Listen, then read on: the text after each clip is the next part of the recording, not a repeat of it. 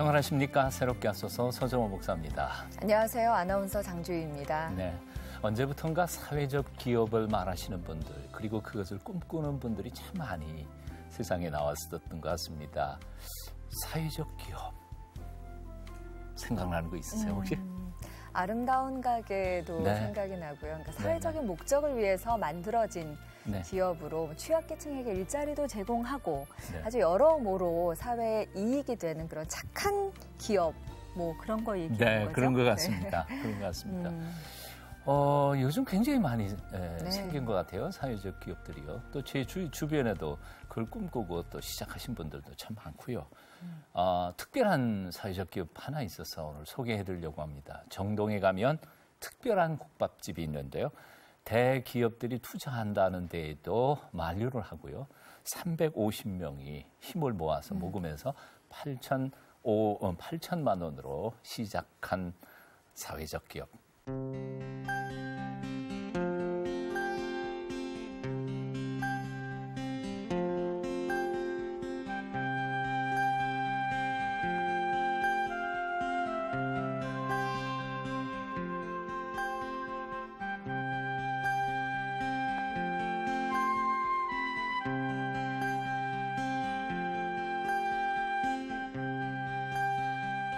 최악의 입지 조건에서 많은 분들이 성공할까라는 생각을 했지만 반년 만에 맛으로 승부해서 손익분기점을 넘었다고 하는데요.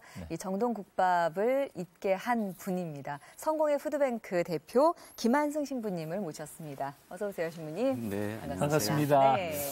이름이 참 멋있어요. 네. 정동국밥. 정겹네요. 정겹고. 네.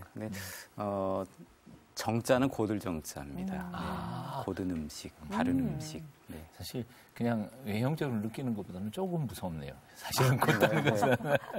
근데 아니 신부님이 국밥집 내려고 그러면 연구 많이 하셨겠어요. 어느 정도 연구를 하셨어요? 저도 국밥집을 하게 되리라고는 생각을 못했죠. 저희가 하는 이 일을 뒷받침하기 위해서 수익원이 필요했고 이제 국밥집을 하게 되기까지 꽤 많은 국밥집을 다녔고요. 몇 군데나 다니셨어요? 생각나는 걸로는 한 수십 군데 되는 것 같고요. 그리고 이제 제가 구상을 굳힌 다음에는 음식 전문가의 도움을 받아서 직접 국밥을 하시는 분들을 소개받아서 일일이 만나고 이렇게 결정을 한 겁니다. 근데 왜 하필이면 국밥이었을까요? 많잖아요. 그렇죠. 막국수도 있고 뭐. 사실 저희가 이제 음식을 조리해서 외부에다 급식을 해왔기 때문에 음식을 잘하는 분들이 많이 계신데 장사라는 건 또 다르지 않습니까? 제가 이제 국밥을 정한 거는 크게는 이제 세 가지 이유가 있어요. 하나는 저희가 이제 외부에 급식을 내보내는 형식이 국밥으로 해서 내보내는 게 하나 이유고요. 두 번째는 이 국밥이라는 게 집에서 흔히 먹는 국하고 좀 다릅니다. 국밥은 그 같은 이제 아시아권에서도 우리한테만 있는 음식이라고 그래요. 이제 흔히 보면 이렇게 장터에서 가마솥에 끓여서 여럿이 나누어 먹는 아주 대표적인 공동체 음식이기 때문에 저희 이제 푸드뱅크의 나눔 정신하고 아주 잘 맞고.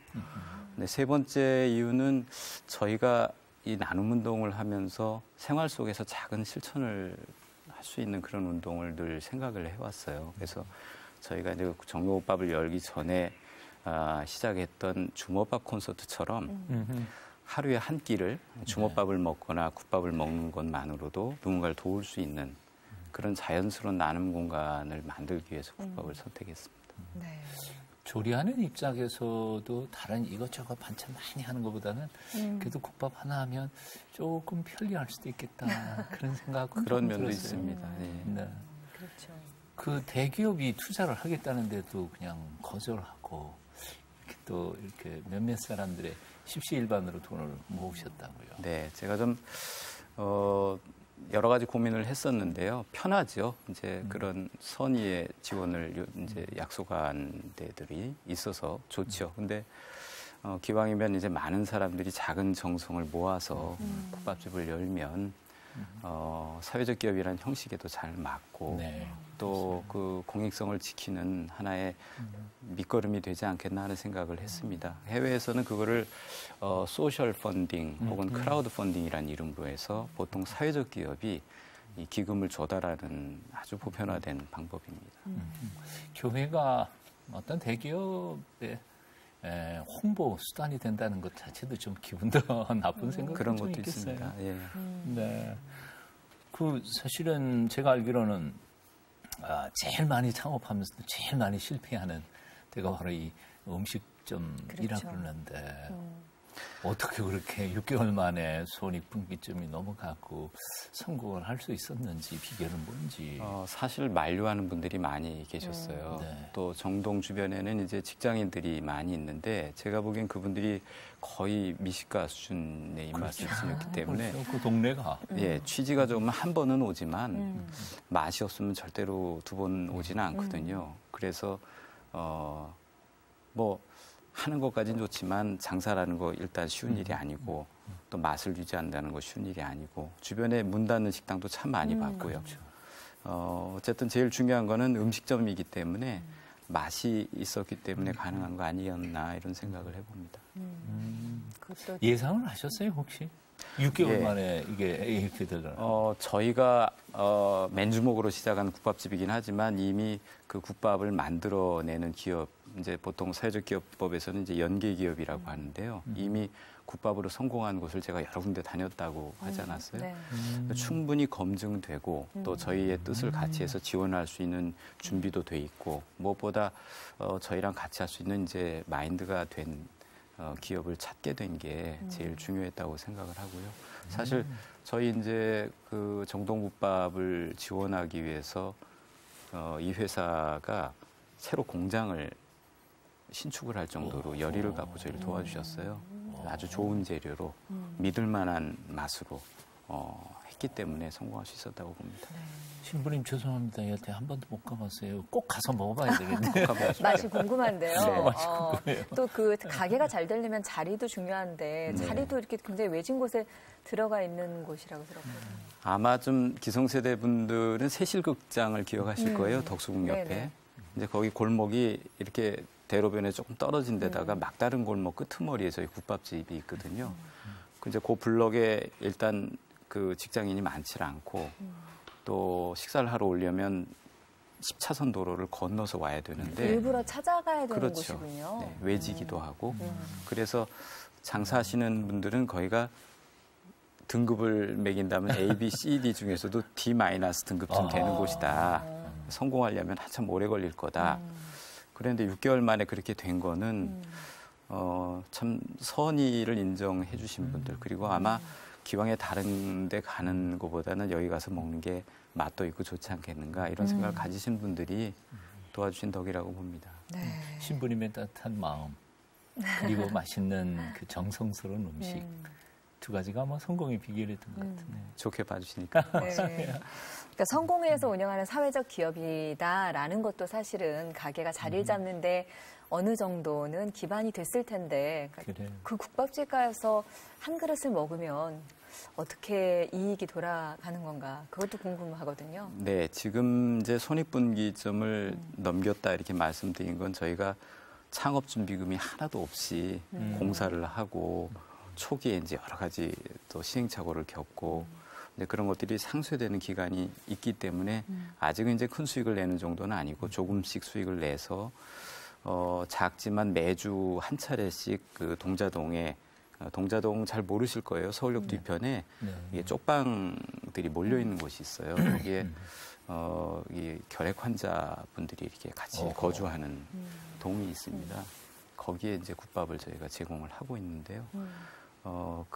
물론 이제 국밥이 잘 되면 지원 대상도 더 늘릴 생각입니다. 이 국밥집은 저희 성공회가 운영하는 사회적 기업 중에 많은 기업 중에 하나입니다. 특별히 직접적으로 이제 성공회 푸드뱅크가 만든 그런 기업이고요. 제 바람은 다른 사회적 기업들도 좀 성공할 수 있는 이런 모델이 하나 좀 만들어지는 걸 보여주고 싶었어요. 사실은 여러 가지 면에서 중요하다는 생각이 드는 게 소비자들이 그동안에는 좋은 거 그리고 싼 거 이런 것들을 추구했지만 사실은 소비자들의 수준도 윤리적으로 도덕적으로 내가 밥 한 그릇을 먹어도 남에게 도움이 될 수 있는 것을 먹을 수 있다면 좋겠다 하는 측면에 어떻게 보면 의도적인 건 아니지만 무의도적인 교육도 되고 또 그런 의식 수준이 높아가면서 우리가 함께 아름다운 세상 만들어갈 수 있지 않을까 하는 생각도 좀 있고요.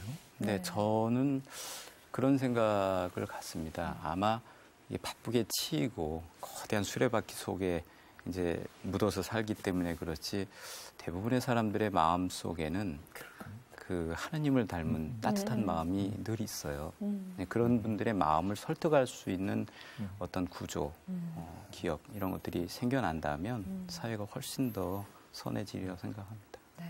다른 기업과 목적 자체가 다르기 때문에 그렇죠. 그만큼 또 할 수 있는 일들도 나눔의 폭도 다르리라고 생각되는데 신부님께서 서울 푸드뱅크 대표로 계시잖아요. 정동국밥집의 얘기만 했는데 푸드뱅크가 지금까지 참 많은 일들을 했어요. 어떤 일들 해오셨는지 얘기를 좀 해주세요. 푸드뱅크가 생겨난 건 98년도입니다. 98년 5월 달에 시작을 했으니까 올해로 15년이 됐는데요. 15년 동안 저희도 이제 이렇게 오랫동안 사회가 더 어려움 속에 이렇게 처하게 되리라고 하는 생각은 못했어요. 저희가 피부로 현장에서 느끼기에는 결식 인구가 더 늘어가고 있는 것 같고요. 저희가 이제 그 한국이라는 우리 문화가 좀 독특하거든요. 자존감이 강하고.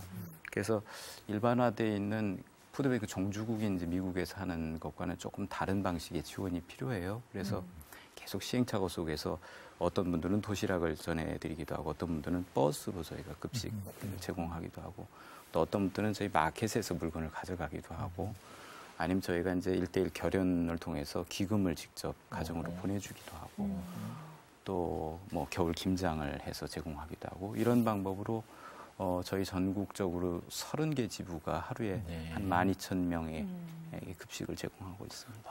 그렇군요. 그저 많은 분들이 그 버스 많이 보셨을 거라고 생각하는데 버스를 통해서만 하는 사역이 아니네요. 아주 다양한 방법으로 다양한 루트로. 네, 버스는 현재 서울에서만 운행을 하고 있고요. 요거는 이제 특별히 여러 곳을 다니면서 급식을 할 수 있기 때문에 대도시권에 저희가 조금 확대할 계획이 있습니다.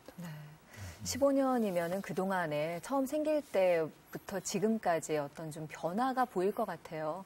어떤 변화가 느껴지세요? 저희가 푸드뱅크를 처음 시작했을 때는 이제 눈에 띄는 변화가 우선 노숙자들이 많이 갑자기 늘었고 또 그 사람들이 이렇게 늘어났다는 거는 이제 가정이 어디선가 다 해체되고 있다는 건데 저희 이제 빈민 지역에 있던 선교기관들의 이렇게 리포트에 의하면 대개가 이제 나눔의 집 근방에 있는 그 달동네에서 해체 현상이 일어나고 그래서 결식아동 숫자가 굉장히 많이 사회적으로 늘고 있다 이렇게 해서 결식아동이 이제 화두였죠. 근데 지금은 이제 인구 분포가 고령화 세대가 늘면서 결식 노인들 문제가 훨씬 더 심각한 걸로 생각이 되고요. 좀 안타까운 거는 결식 아동들에 대해서는 사회적으로 굉장히 사람들이 많이 마음이 통하고 뭐 모금에도 동참을 하고 그러는데 노인 문제에 대해서는 그렇게 못하는 것 같아서 쓸쓸한 말년을 보내시는 분들이 결식 문제까지 안고 있는 것이 참 안타까운 생각이 듭니다. 사실 이 푸드뱅크 시작하기 전에 그 서울역 노숙자들 무료 급식도 많이 하셨다고요, 그 전에. 네, 97년 말에 이제 노숙 인구가 늘기 시작을 했어요. 처음에는 서부역 뒤편에서 저희가 하다가 이듬해 98년도에는 이제 그 상가가 없는 남대문 지하 보도 그 안에서 급식을 했죠. 그때는 인원이 많았어요. 한 800명 평균 저희가 나간 800명 급식을 했으니까 지하도가 꽉 찼습니다. 하여튼 그때 시작을 하고 그때 참 어려움을 많이 겪었는데 지나고 나니까 이제 추억이 되는 그런 시절의 얘기입니다. 참 힘든 일이 참 많으셨을 것 같아요. 예. 맨 처음에 사실은 눈앞에 보이는 분들 때문에 일은 시작했어도 지금만큼 이렇게 경험이 있었던 것도 아니고 맨 처음 무작정 사랑의 마음만 가지고 현장에 달려가셨지만 많이 힘드셨을 것 같아요. 그때는 제가 젊기도 했고 또 이제 전체적으로 사회가 어떤 경제적 위기를 겪었기 때문에 잘 피부로 체감을 못했던 것 같아요. 지금 생각해보면 요새 저희가 보통 150명 급식을 하거든요. 버스가 나가면. 근데 800명이라는 숫자는 많기도 하지만 지금 돌이켜보면 그분들이 줄을 서서 이렇게 착착 먹을 수 있었던 거는 한편으로는 그 서울역에도 이렇게 한참 경양각지의 사람들이 몰려들면서 폐가 형성이 되고 그 사람들을 이렇게 그 조종하는 그런 그룹들이 생겨나고 그 사람들이 어떤 때는 저희한테 도움을 주기도 했어요. 줄을 세우고 질서를 잡아주는 역할도 했어요. 한편으로는 그분들이 일진이 나빴다. 그러면 와가지고 괜한 국통다 뒤집어 엎고 뭐 누굴 그지로 하느냐 이유 없이 속 썩인 사람들이 참 많았습니다. 서울역에서 봉사활동 하면서 만난 분들과 노숙자분들과 쪽방교회 시작하신 거는 언제인가요?